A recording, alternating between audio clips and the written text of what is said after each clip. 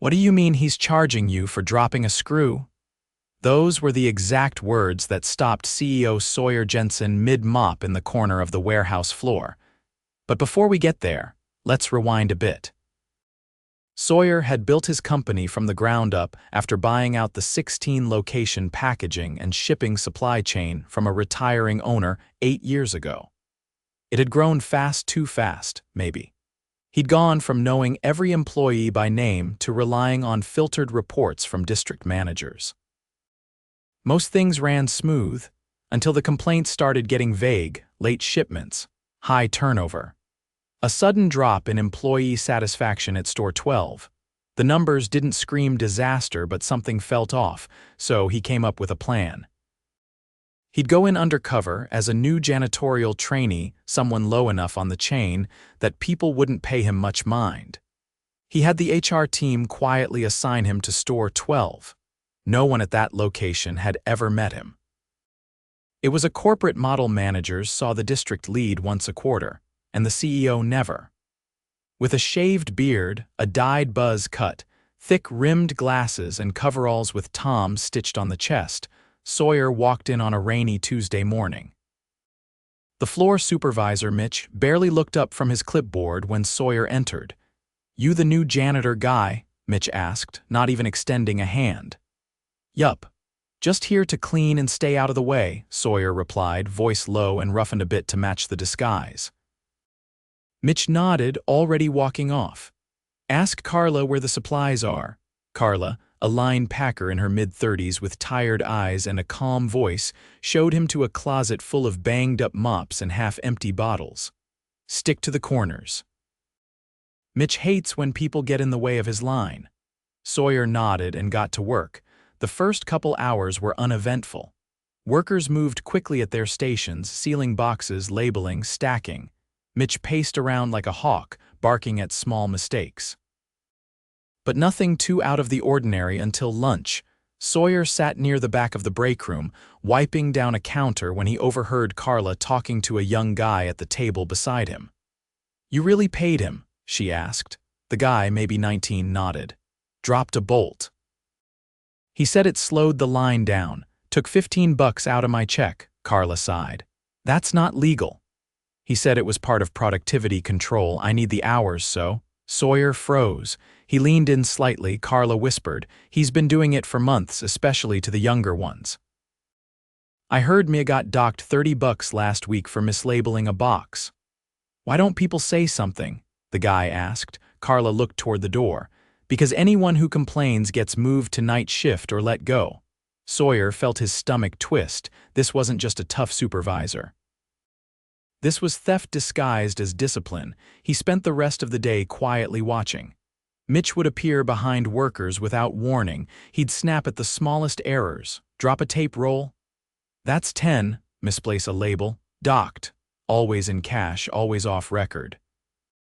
The workers were scared. He could see it in how they flinched when he walked by. That evening, Carla stayed behind to clean up her station. Sawyer approached her. "Hey, can I ask you something?" She looked over, brushing hair out of her face. "Sure, that thing earlier about deductions." "Is that real?" She hesitated. "You new here, so you probably don't want to get involved." "I just don't like seeing people get taken advantage of." Carla studied him. "You're not like the others." Sawyer gave a half shrug. "Maybe I've seen some things." She looked around, then leaned in. "I've been here 4 years, worked hard, never missed a shift. But ever since Mitch took over last year, it got bad. A few of us tried to speak up. HR said they'd look into it, but nothing changed. One guy, Isaiah, got fired a week later. They said it was performance." "Isaiah worked slow?" "No. He just stood up for us." Sawyer nodded slowly.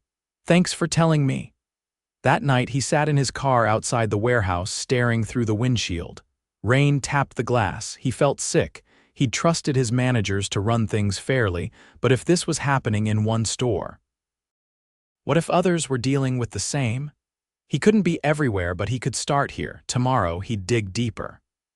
And if what Carla said was true, then Mitch was about to answer for a lot more than just yelling. He gripped the steering wheel. This wasn't business anymore. It was personal.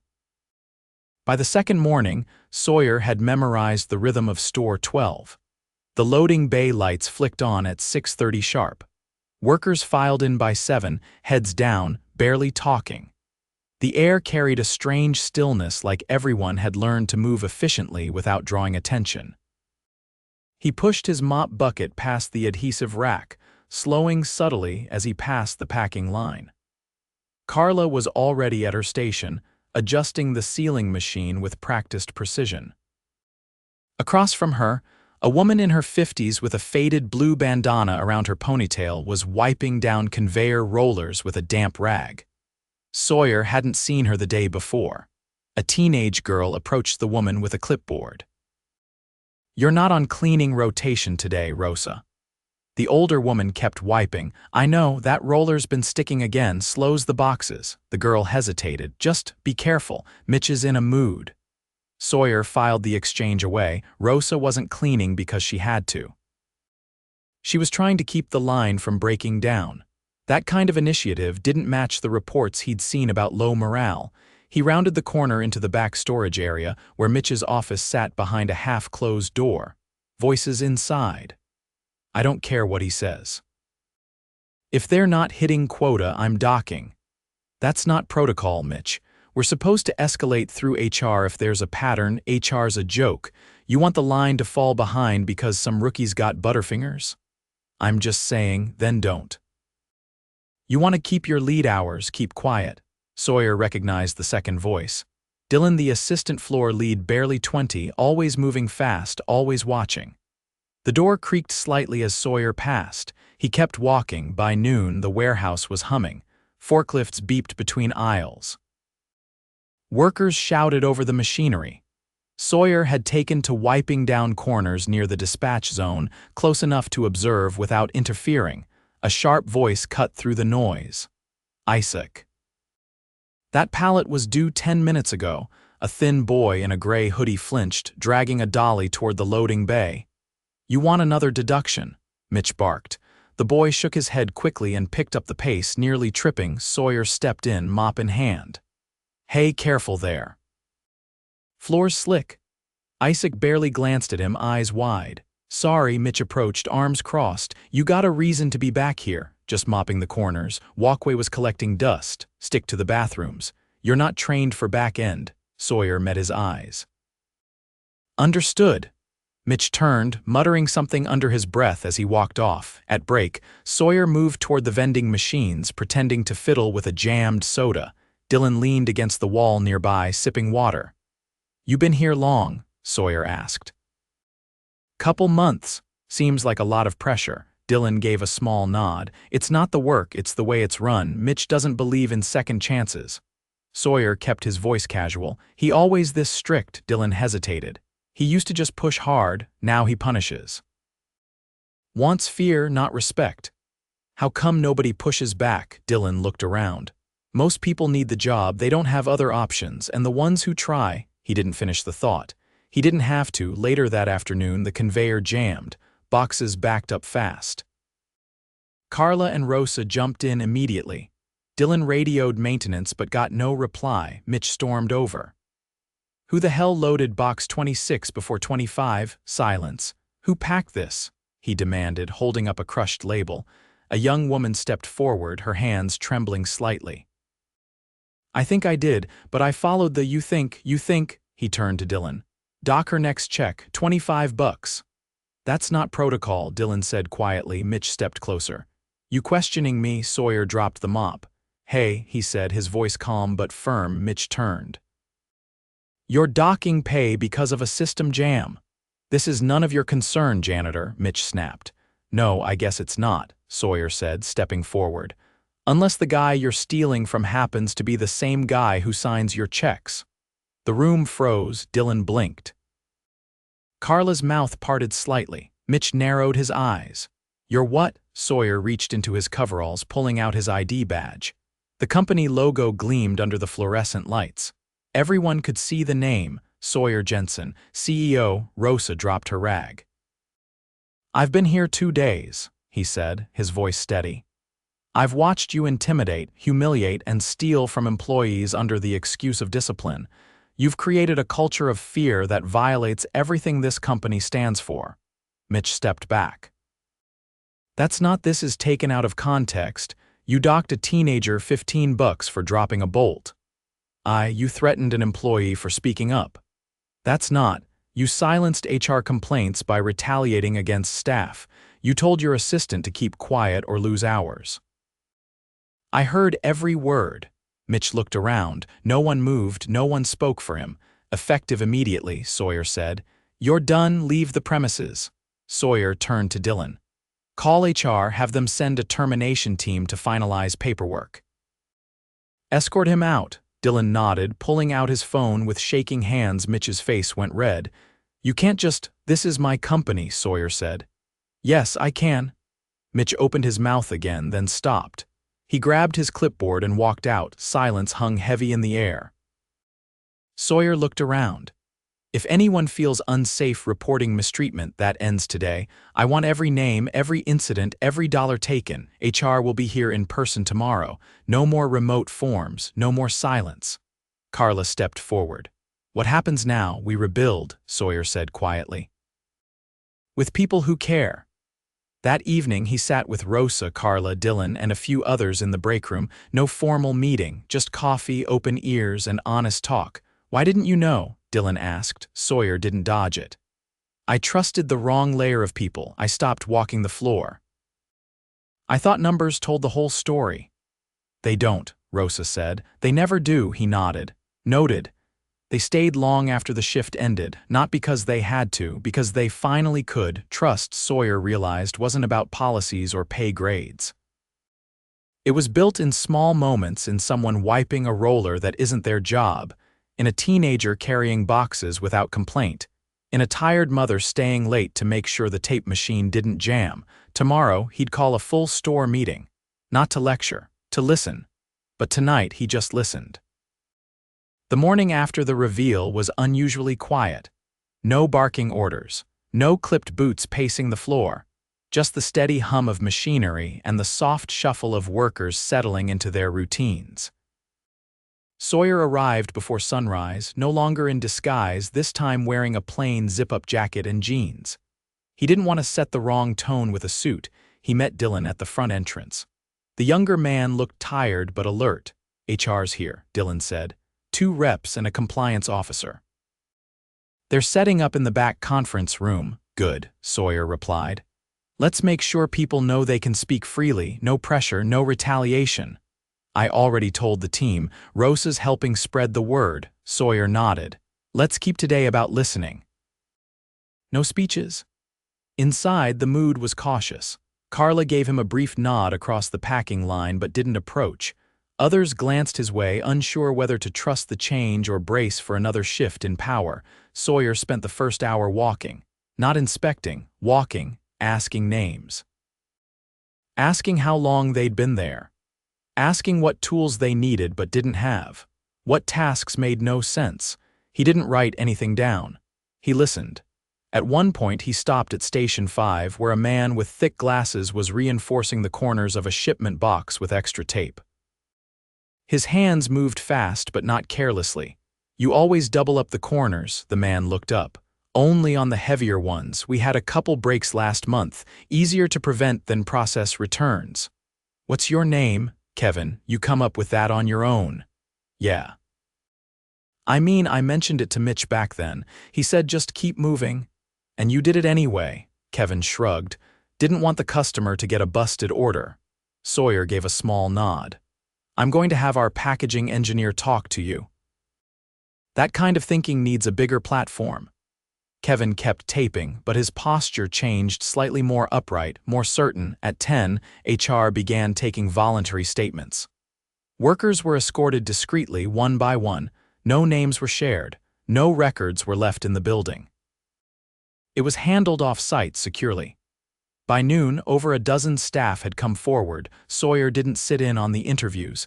He didn't want to compromise anyone's comfort. Instead, he joined Rosa in reviewing supply inventory. I got a question, she said, holding up a clipboard. How come we're still running out of basic stuff? Tape, gloves, even label rolls. Budget's been consistent, Sawyer said. You're sure it's not miscounts? I track usage. We're not burning through it. It's not getting here, he frowned. Show me the logs. She pulled a small binder from a drawer. Every shipment was logged down to the quantity and time received. He cross-checked it against the digital order records on his tablet. There were discrepancies. Small ones, but consistent. Orders marked as delivered that never showed. Who receives shipments? Used to be Isaiah. After he left, Mitch took it over himself. Sawyer's jaw tightened. Anyone else ever check the incoming deliveries? No, he signed for everything, wouldn't let anyone else touch it. The pattern was clear enough, supplies under-delivered. No oversight, so where were they going? He didn't speculate aloud.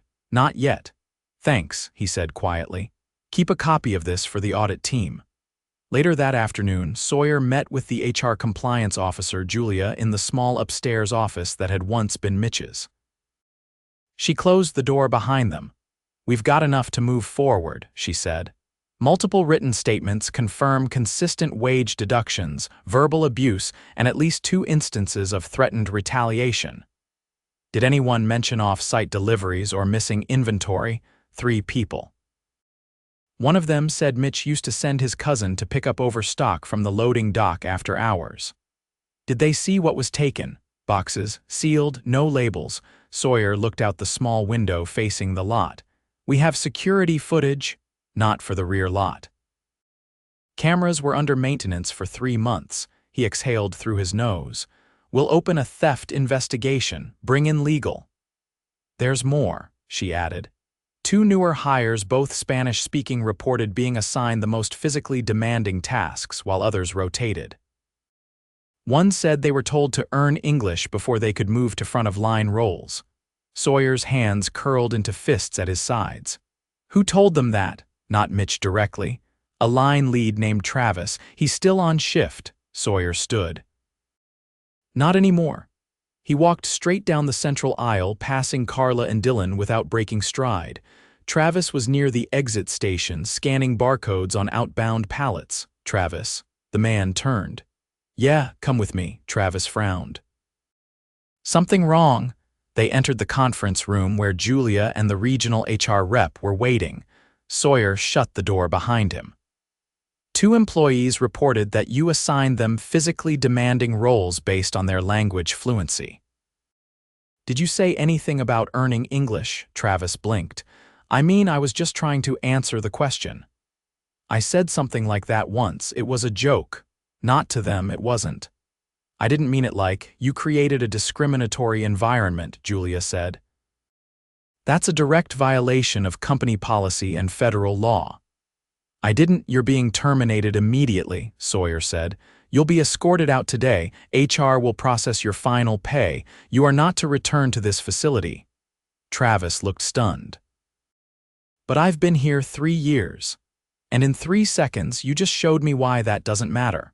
Julia handed him a folder. He left without another word. Sawyer didn't sit back down. He walked back out to the floor. The workers were watching. They'd seen Travis get pulled. They didn't know what for, but they knew it wasn't casual. Sawyer waited until the shift bell rang. Then he stepped onto a low pallet by the packing line. I'm not here to give you a speech, he said. I'm here to tell you that what happened in this building stops now. If anyone feels unsafe, unheard, or unfairly treated, you come to me, directly. No chain of command, no forms, me. He looked at each face. No one interrupted. We will replace the floor leadership. We'll hire more support staff. We'll conduct a full review of the scheduling system, supply chain, and training protocols. And we'll do it with your input. He stepped down. Nobody clapped. That wasn't the point. But people didn't look away anymore either. Later, in the break room, Sawyer sat beside Carla. She didn't speak right away. You think it's fixable? She asked eventually. I think it has to be, she nodded. Then start with the rookie wall. That's where people burn out the fastest. What do you mean? First month they get no guidance, just tossed into the grind, half quit. The rest get quiet. He made a note in his phone. We'll build a mentorship track, paid, voluntary. She gave a short nod. Outside, the sun was setting behind the warehouse. Workers exited in small groups, slower than usual. Some lingered, talking in quiet pairs. For the first time, they weren't rushing to get away. Inside, Sawyer stayed late, compiling everything they'd gathered. He didn't want this to be another executive visit that faded in a week. He wanted it to last. The company had grown faster than it should have, but fixing it wouldn't be fast. It would be one policy, one repair, one conversation at a time, and that started with showing up. Every day, no disguise, no buffer, just him present, accountable, listening. 2 weeks after Sawyer Jensen exposed what had been happening inside Store 12, the building no longer felt like a place people endured. It hadn't become perfect, not even close, but the silence that once hung over the floor had been replaced by something different. Cautious conversation, small questions asked without fear, and the sound of people being heard. The first wave of changes came fast, but not recklessly. Mitch's replacement wasn't a corporate transplant. Sawyer had asked HR for a list of possible internal candidates. Carla's name had been on it, but she turned it down the same day. "I don't want to manage yet," she told him when they sat down in the unused dispatch lounge. "I've spent too long just trying to stay afloat. I want to breathe a bit before I lead." He respected that. Instead, they promoted Rosa to interim supervisor. She had initially resisted too, but only until she saw the new structure being put in place, team leads who rotated weekly group problem-solving sessions every Friday, and a formal policy banning any form of off-the-clock discipline or deductions. "I'll take it for 90 days, she told Sawyer. "If things hold, I'll stay." He didn't push further. She had earned the right to decide on her terms. By the third week, HR had finished interviews with everyone who'd worked under Mitch. They uncovered more than just abusive management. There were payroll discrepancies, unfiled injury reports, and a pattern of underscheduling that forced workers to pick up unsafe amounts of overtime just to meet basic needs. Everything had been routed through a now suspended district manager who'd approved Mitch's practices without question. They were gaming the numbers to make the location look hyper-efficient, Julia reported during a compliance debrief. Low labor cost, high throughput. On paper, it looked like a model store. Sawyer didn't respond immediately. He just stared at the whiteboard where the metrics used to hang. None of those charts had shown the broken wrists, the skipped lunches, or the fear. He erased the board himself that night. The next step wasn't about policies. It was about people. He scheduled one-on-one check-ins with every employee who had been docked, denied breaks, or otherwise mistreated under the previous system. Most were skeptical at first, but once they saw he was asking, not lecturing, they opened up. Kevin, the quiet worker who reinforced the shipment boxes, told him he'd almost quit the week before Sawyer arrived. "Not because of the job," he said, sitting across from Sawyer in the back office. "Because I started forgetting what I was good at. I used to troubleshoot shipping layouts. At my old job, they'd ask me to redesign floor plans. Here, I just kept my head down." Sawyer tapped his pen against the desk. "You still think that way in diagrams?" Kevin nodded. "I'm opening a project team for warehouse layout optimization. You'll have paid hours blocked out weekly." "You in?" Kevin didn't answer right away, then he nodded slowly. "Yeah. I'm in." They had similar conversations with 4 other employees. 2 were reassigned to training roles. 1 requested a shift to inventory quality control, and the last, a young woman named Janelle, asked to move off the floor entirely. "I can still work," she said, pulling her curly hair into a knot as she spoke. "But after everything, I don't want to be out there, not yet. I'd rather be behind the scenes." "What do you want to do?" She looked up. "Compliance. I want to make sure what happened doesn't happen again." "To anyone." He assigned her to assist Julia's team in reviewing internal grievance protocols. Her first report was on his desk in 3 days, well organized, direct, and brutally honest. By the 4th week, they'd hired 3 new part-time floaters to relieve pressure on the line teams. Shifts were rebalanced. No one worked more than 10 hours a day without voluntary overtime, and all breaks were enforced by a digital log system co-designed by Rosa and Dylan. Then came the theft audit. The investigation confirmed that Mitch had been diverting supply inventory, mostly tape, gloves, and label rolls, to a relative side business. The stolen goods were traced to a third-party seller profile online, and charges were filed through the company's legal team. The district manager who'd signed off on Mitch's falsified reports was terminated immediately. Both would be barred from working in the logistics industry for 5 years through a formal industry complaint. For Sawyer, that part was necessary but not satisfying. It didn't undo what had been done. He didn't want the company to just be less broken. He wanted it to be something people could trust. So he did something he hadn't done in years. He started showing up unannounced, unguarded, and unfiltered. One Wednesday morning, he spent 2 hours shadowing a worker named Lacey who handled outbound label verification. She didn't say much at first, just moved with a quiet confidence, checking barcodes and timestamps with practiced speed. "You've ever had a mismatch?" he asked, watching her scan a box. "Once, a month ago," she said. "Caught it before it went out. Customer would have gotten the wrong lot." "What you do?" Manually checked the rest of the pallet. "Took an hour, worth it." "Why didn't you flag it?" She looked at him. "Didn't think it'd matter." He didn't respond right away. Then he said, "It does now." She nodded once and went back to scanning. At the end of that shift, he met with Rosa in the break room.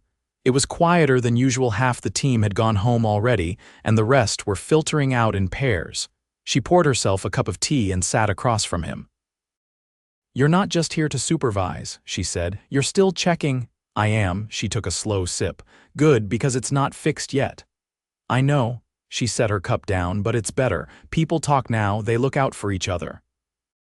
"That didn't happen before." "You've done more than I have." She gave him a look.